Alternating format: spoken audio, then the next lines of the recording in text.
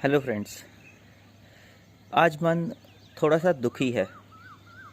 जिस तरह से सोशल मीडिया पर फेसबुक और व्हाट्सएप के माध्यम से प्राइवेट स्कूलों द्वारा दी जा रही ऑनलाइन शिक्षा को टारगेट किया जा रहा है, उसके खिलाफ अनाप शनाप बातें लिखी जा रही हैं। उसे एक ड्रामा, एक दिखावा, एक ढोंग का नाम दिया जा रहा है। इन सब बातों को सुनकर और ऐसी पोस्ट को पढ़कर वाकई में दिल अंदर तक टूट जाता है।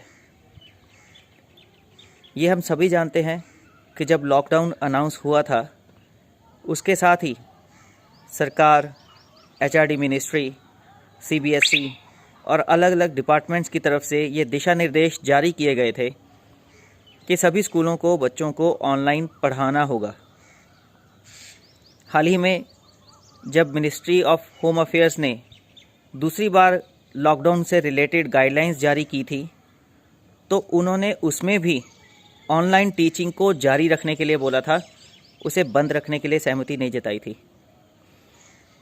हम सभी स्कूल्स और हमारे टीचर्स इन सभी सरकारी आदेशों और दिशा निर्देशों का पालन करते हुए ही वो कार्य कर रहे हैं जो शायद हम में से अधिकतर लोगों ने जीवन में कभी नहीं किया था। ऑनलाइन टीचिंग आसान काम नहीं है। अभी हाल ही की अपनी जजमेंट में दिल्ली हाई कोर्ट ने ये माना है और ज़ोर देकर ये बात कही है, अगर स्कूल में पढ़ाना मुश्किल काम है तो ऑनलाइन बच्चों को पढ़ाना उससे भी ज़्यादा मुश्किल काम है। बीइंग अ प्रिंसिपल, मुझे खुद पता है कि मेरे टीचर्स की रूटीन इस समय कितनी ज़्यादा बिजी हो चुकी है। सुबह से लेकर रात कब हो जाती है उन्हें पता ही नहीं चलता। आज वो भी आप ही की तरह अपने घरों में बैठे हैं। उनका भी अपना परिवार है। इस ऑनलाइन टीचिंग के साथ साथ उन्हें अपना परिवार भी देखना है, मगर सरकार के निर्देशों का पालन करने के लिए और अपने बच्चों के बेहतर भविष्य के लिए वो अपने परिवार को भी सैक्रिफाइस कर रहे हैं। उनको वो टाइम नहीं दे पा रहे हैं जो टाइम आप लोग अपने परिवार को दे पा रहे हैं। सारा दिन टीचर्स बच्चों की क्लासेस लेते हैं, डायरेक्ट क्लासेस लेते हैं, ऑनलाइन क्लासेस लेते हैं, कुछ व्हाट्सएप के माध्यम से, कुछ जूम के माध्यम से, कुछ और अलग माध्यम गूगल क्लासरूम्स या माइक्रोसॉफ्ट क्लासरूम्स, ऐसे कुछ माध्यम यूज़ करते हैं। जैसे मैंने आपसे पहले कहा, इनमें से बहुत सारी एप्लीकेशंस के तो नाम भी बहुत सारे टीचर्स ने पहली बार ही सुने होंगे, मगर फिर भी बच्चों के बेहतर भविष्य के लिए, उनको अच्छी एजुकेशन देने के लिए वो बेस्ट पॉसिबल मीडियम्स को सीख रहे हैं और उसके बाद उनको यूज़ कर रहे हैं ताकि बच्चों की पढ़ाई में किसी प्रकार का कोई विघ्न ना आए। सुबह टाइम टेबल के अकॉर्डिंगली 3 से 4 घंटे लगातार वो बच्चों को पढ़ाते हैं, सभी सब्जेक्ट्स पढ़ाते हैं।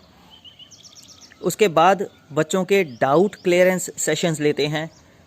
व्हाट्सएप के थ्रू, फ़ोन कॉल के थ्रू बच्चे और उनके पेरेंट्स क्वेरीज़ भेजते हैं जिनका सॉल्यूशन टीचर्स करते हैं।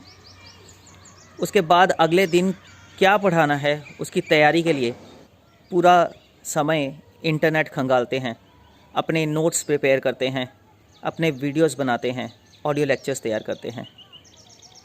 बहुत से टीचर्स संसाधनों की कमी के चलते एक हाथ में मोबाइल पकड़कर दूसरे हाथ में कॉपी से लिखते हुए डायग्राम ड्रॉ करते, एक्टिविटीज़ करते अपने वीडियोस बना रहे हैं। क्या आपको ये आसान लगता है? देखिए, फ़ीस का इशू एक सेपरेट इशू है। बहुत से लोग जिनका स्कूल एजुकेशन से दूर दूर तक वास्ता भी नहीं है, जिनके बच्चे शायद स्कूलों में पढ़ते भी नहीं हैं, वो जानबूझकर केवल अपनी नेतागिरी चमकाने के चक्कर में स्कूल्स को और टीचर्स की इस कड़ी मेहनत को टारगेट कर रहे हैं, उसे बदनाम करने की कोशिश कर रहे हैं और ऑनलाइन एजुकेशन को ड्रामा करार देने की कोशिश कर रहे हैं। जबकि जो पेरेंट्स एक्चुअल में स्कूल से जुड़े हुए हैं, उन्हें पता है कि कितनी मेहनत से टीचर्स उनके बच्चों के लिए लेक्चर्स तैयार कर रहे हैं, उनके बच्चों को टाइम दे रहे हैं, उनके बच्चों को गाइडेंस दे रहे हैं और इंटरैक्टिव टीचिंग के ज़रिए अपनी प्रेजेंस में बच्चों को समझा और सिखा रहे हैं। मैं पूछना चाहता हूँ इन लोगों से कि अगर आपको फ़ीस को लेकर कोई इशू है तो आपको पूरा हक बनता है, आप सरकार तक अपनी बात पहुँचाइए।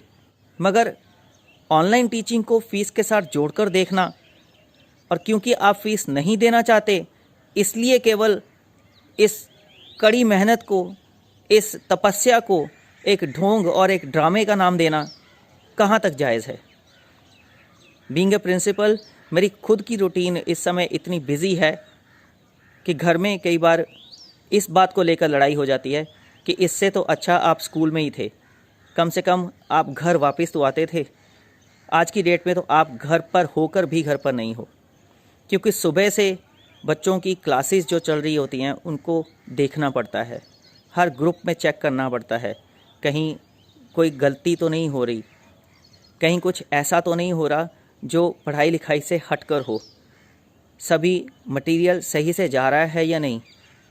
पढ़ाई ख़त्म होने के बाद पूरे ग्रुप्स को एक बार स्क्रॉल करना पड़ता है, चेक करना पड़ता है कि सभी ग्रुप्स में सही से होमवर्क वगैरह गया है या नहीं, टीचर्स ने सही से पढ़ाया है या नहीं, बच्चों का रिस्पांस सही था या नहीं, पेरेंट्स की तरफ से कुछ क्वेरीज तो नहीं थी, कोई प्रॉब्लम्स, कोई इश्यूज़ तो नहीं थे जिसको टीचर्स ने एड्रेस नहीं किया। उसके बाद टीचर्स की मीटिंग लेनी पड़ती है। फिर टीचर्स जो अपने नेक्स्ट डे की प्लानिंग करते हैं वो सभी लेसन प्लान्स और वो सभी video lectures, audio lectures, PPTs, power point जो भी वो बनाते हैं उन सबको देखना पड़ता है कि कहीं उनमें कुछ ऐसी चीज़ तो नहीं जा रही जो बच्चों के हित में ना होकर उनका अहित कर दे। सिलेबस, कंटेंट, करिकुलम सब कुछ सही से फॉलो हो रहा है या नहीं हो रहा।